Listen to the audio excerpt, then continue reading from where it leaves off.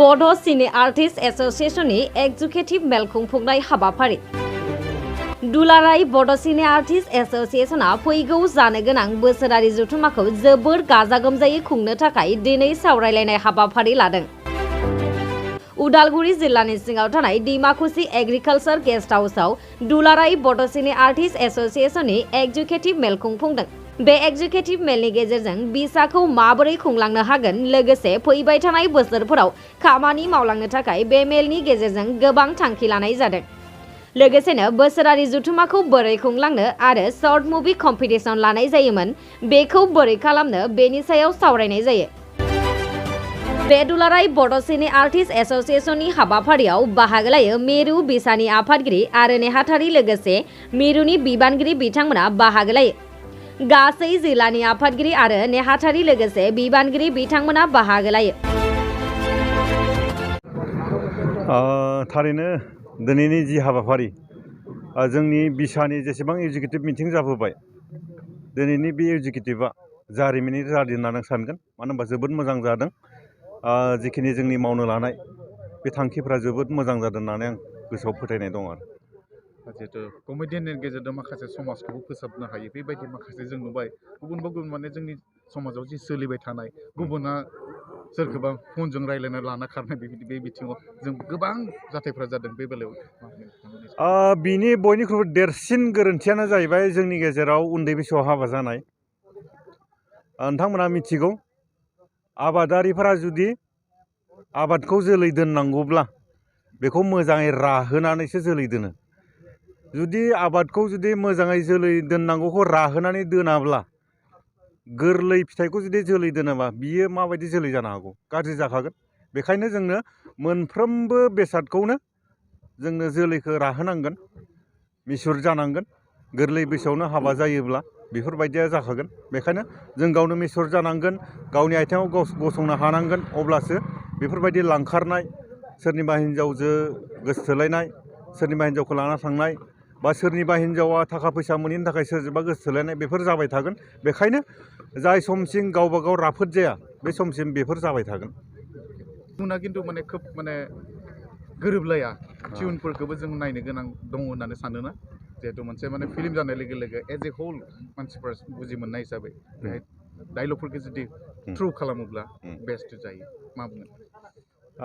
Dialogue थ्रुआथ' बे जाबाय जायगा लानानै जायगा जाबाय, आर्टिस्ट लानानै आर्टिस्ट जाबाय। ओमफ्राय नैबेखौ डाइरेक्टरा गोसो होनांगोन नोंनि स्ट'रिया मा लुबैदों।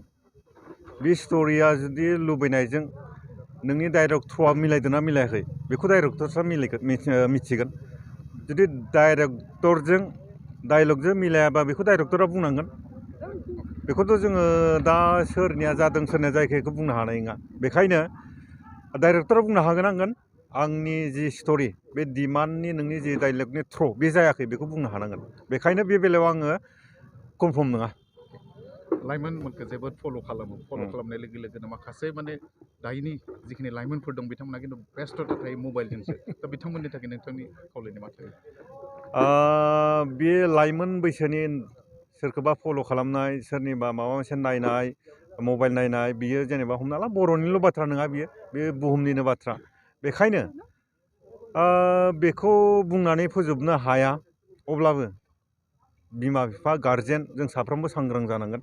जुदि साफ्रोमबो सांग्रां जायाब्ला बिमा बिफायाबो बिनि सायाव जुदि नोजोर होआब्ला जानो हागौ बिदिनो गाज्रि जालांगोन। बेखायनो जोङो गथ'फोरखौल' दाय होबा जानाय नङा। जों गेदेरफ्राबो बिमा बिफाफ्राबो सांग्रां जानांगोन। सोरनि गथ'आ गावनि गथ'आ माबायदि सोलिदों माबायदि बेखौ नोजोर होयोब्लासो जोङो बेखौ फोसाबनो हागोन होननानै आं बुंदों। आरो लोगोसेनो सोरनिबा गथ'आ बिदि लोरिदोंब्ला बेयाव बिबाना गावनि बिमा बिफाल' नङा, खाथिनि लोगोनि समाज बेखौ जों नोजोर होनांगोन। बेखायनो सोरनिबा गथ'आ गाज्रि जादों होननानै जुदि एरायना थायोब्ला बे गाज्रि गथ'जोंनो नोंनि गथ'आबो समाजाबो गाज्रि जागोन। बेखायनो बे बेलायाव साफ्रोमहाबो बिबान दं होननानै आं फोथायो।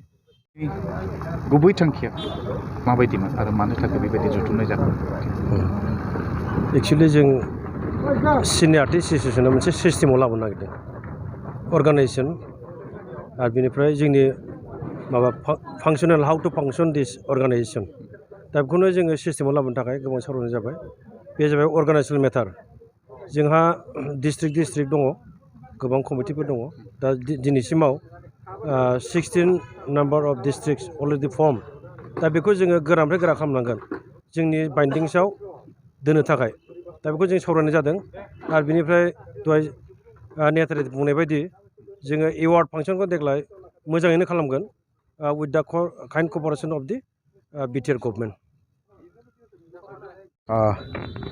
दिनै जा डिमाकुसिनि एग्रिकालसार अफिसनि जा गेस्ट हाउस दं बेयाव जोंहा बड' सिने आर्टिस्ट एस'सिएशननि एक्जिकिउटिभ जानानै थाङो बेयाव जोंहा गासैबो डिस्ट्रिक्टनिफ्राय प्रेसिडेन्ट सेक्रेटारि लोगोसे जोंनि सेन्ट्रेल बडिनि गासैबो मेम्बारफोरा दंमोन आरो जोंनि दिनैनि थांखियानो जाहैबाय फैगौ award function 5th award function 5थि माने बान्था राननाय फोरबो बर' फिल्मनि बेखौ लानानै जों गिबियावनो सावरायनाय जादों बेजों लोगोसे जोंनि जा सर्ट फिल्म कम्पिटिसन दंमोन थांनाय बोसोर गिबि खेब जोङो फाथिदोंमोन देग्लाय जोंहा नैथि खेब जागोन सर्ट फिल्म कम्पिटिसना बेनि सायावबो सावरायनाय जायो ओमफ्राय फैनो गोनां समफोराव जोंनि बिसानि माखासे मावनो गोनां हाबाफारिनि सायाव जों सावरायनाय जायो लोगोसे गभर्नमेन्टआ बिसानि जा रिकुवेस्ट बेखौ लाखिनानै जिखिनि खामानि मावबाय जोंनो 4थि फिल्म एवार्ड फांसनखौ खुंनानै होबाय लोगोसेनो गेजेराव वर्कशप खुंनानै होबाय आरो दा जिखिनि फिल्म हल बिथांमोना बेखेवगासिनो दं बा लुनो थांगासिनो दं बेखौबो मावफुंनो थांगासिनो दं बेनि थाखाय जों बिसाया जोबोर गोजोननाय फोरमायदों आरो लोगोसेनो बिटिआर गभर्नमेन्ट बिथांमोनखौ जोङो बिसानि जानानै जोबोद साबायखर बावदों आरो उननि समफोरावबो बिसानि बिथांखि महरै बिथांमोना माखासे खामानि मावलांगोन होननानै जों आसा थिदों दा बै लेखायैनो जोङो माखासे रिजलुसन लानानै दिनैनि बे मिटिंखौ खुंनाय जाबाय। माबायदि खामानि सेन्सरशिपनि बेलायाव जों ओरैबायदि बुंनो सानो ओरैनोथ' बर' फिल्मखौ दिहुननायनि उनाव प्रडिउसारफोरा जोंनि बड' सिने आर्टिस्ट एस'सिएशननि आन्दाराव मोनसे रेजिस्ट्रेसन खालामखानांगौ बे थाहैखाबाय आरो बिथाङा जुदि गभर्नमेन्टनि माबाफोर फेस्टिभेलफोराव बा गभर्नमेन्टआ कम्पिटिसन फाथिखायो एभ्रि इयार बेफोराव जुदि बाहागो लानोब्ला बिथाङा सेन्सरशिप खालामजायो बे सेन्सरशिपआ मेन्डेटरि होननानै जोंनिफ्राय जेबो फोसावनाय गैया बा बिसानिफ्राय फोसावनाय गैया गावहा जुदि माबा गभर्नमेन्टनि माबा मोनसे प्रग्रामफोराव बाहागो लायोब्ला एप्लाइ खालामनो नागिरोब्ला बिथाङा माने सेन्सरशिपखौ लानांगौ आरो बेखौ लायोब्ला मोजां जायो होननानै जों सानो मानो होनब्ला सेन्सरशिप खालामनाय लोगो लोगोनो सासे डाइरेक्टर प्रडिउसार बा आर्टिस्ट जिमान थागोन मोनसे फिल्माव बिथांमोना मोनसे गभर्नमेन्ट रेजिस्टार मोनसे फिल्माव एक्टिं खालामनायनि मोनसे रिकगनाइजेसनमोन स' जोङो पलाइटलि जोङो बेखौनो रिकुवेस्ट खालामनो सानो जिखिनि प्रडिउसारफोरा बा डाइरेक्टर बिथांमोना फिल्म खालामो सेन्सरशिप खालामनाया मोजां होननानै जोङो बुंनो सानो आरो दङ थासारि दङ जायनि थाखाय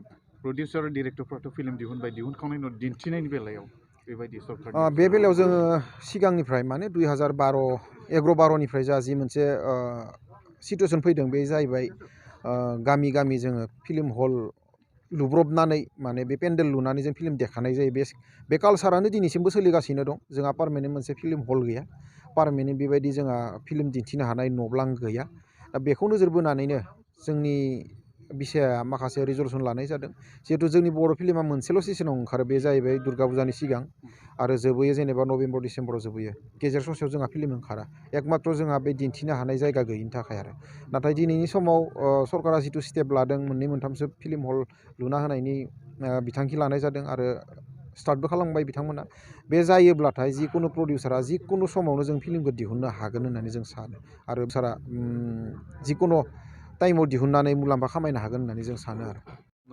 भाइरेल जायो बिनि गेजेराव मा जोंहा जेनेबा भाइरेल आर्टिस्ट होननानैबो बुंजागोन जेनेबा भाइरेल जानायनि उनाव आर्टिस्ट जायो माखासे केन्डिडेटफोरा आरो माखासेया स्ट्रागोल खालामनानै सोलोङै रोंनानै मावनानै बेबायदियै आर्टिस्ट जायो दा बे बेलायाव दा रायजोनि माखासे